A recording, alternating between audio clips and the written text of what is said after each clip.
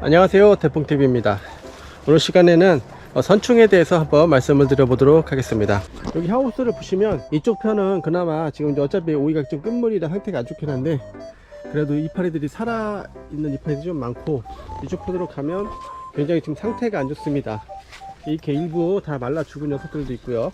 이게 지금 왜 그러냐 하면은 이게 선충이라는 것에 감염이 돼서 그렇습니다. 선충은 굉장히 작은 가늘은 투명한 벌레예요. 이 녀석들이 이 뿌리를 가해해서 뿌리에다 즙을 빨아먹기 위해서 또 거머리처럼 흡즙을 합니다. 뿌리에. 이때 이제 그 흡즙을 하면 그 부분에 이제 상처가 나고 균들이 또 이제 들어가고 해가지고 얘네가 이제 혹 같은 게 생기거든요. 그래서 나중에는 이 부분이 완전히 그냥 더글더글하게 생겨서 결국에는 죽게도 만들고, 그 영양분을 제대로 뿌리가 활성이 안 돼서 영양분을 제대로 흡수할 수가 없어가지고 나무들이 제대로 생산성이 나오지 않는 그런 현상이 나타납니다.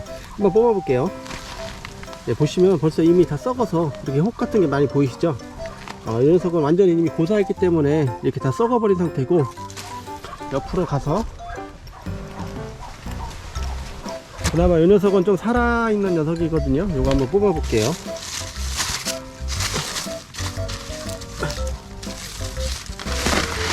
자, 이렇게 뿌리에 혹들이 더글더글하게 이렇게 있습니다.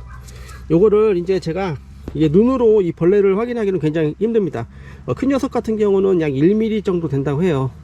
그런데 보통 그 녀석들보다 작은 녀석들이 굉장히 많기 때문에 이걸 눈으로 확인하는 건 좀 힘들고, 현미경으로 한번 확인을 해 보도록 하겠습니다. 현미경으로 관찰해 보도록 하겠습니다.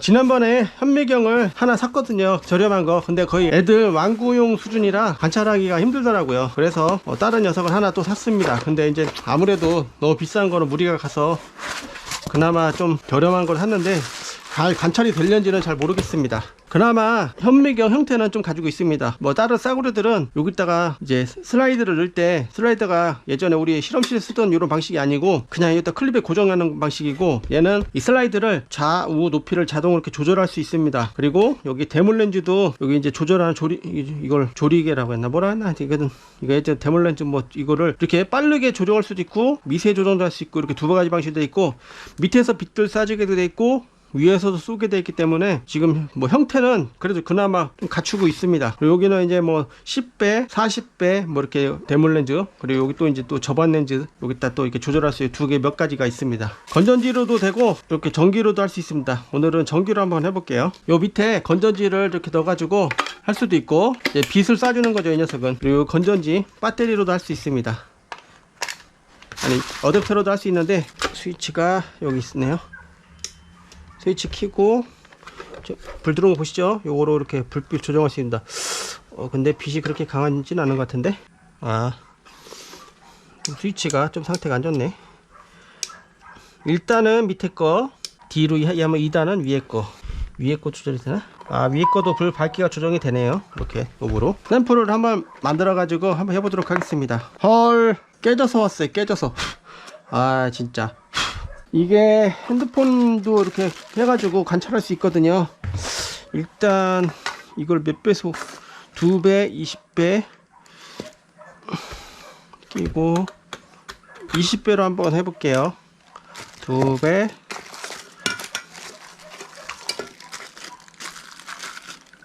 2배,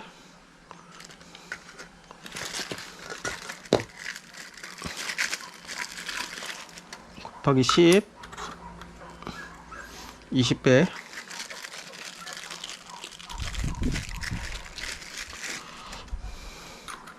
요거는 이따가 아직 처음이라서 몇 배로 해야 될지 정확히 모릅니다. 그래가지고 요거를 일단은 배수가 좀 낮춰서 4배, 8배, 80배로 한번 해볼게요. 관찰되나? 그리고 일단 여기다가 샘플을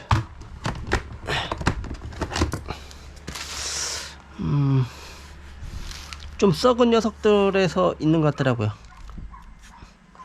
샘플을 해서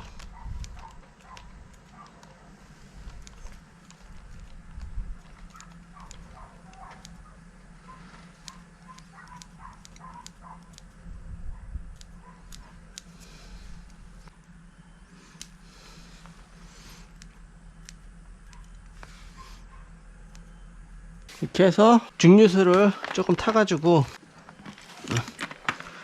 관찰을 한번 해보도록 하겠습니다.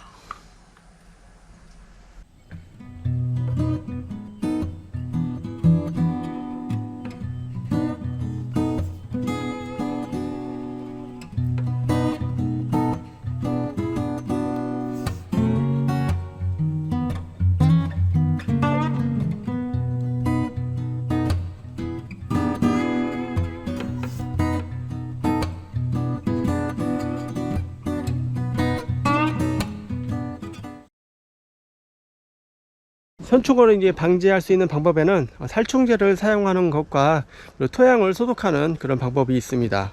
살충제는 일반 우리가 사용하는 토양 살충제를 뿌리기도 하는데요. 약의 종류에 따라서 농도가 높은 것도 있고 낮은 것도 있습니다.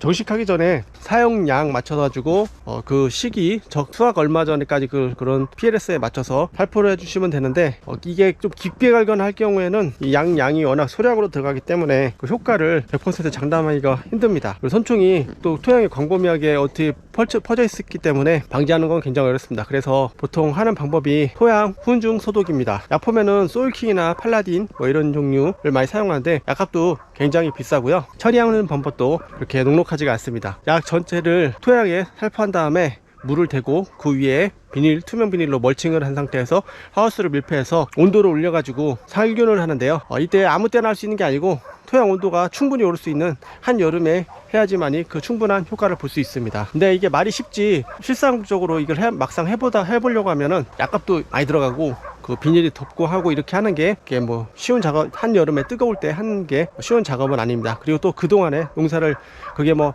처리를 한다고 뭐 하루 이틀 만에 하는 게 아니고 막 한 달씩 이렇게 덮어놔야 되고 15일에서 한 달씩 덮어놔야 되기 때문에 시간도 좀 많이 걸립니다.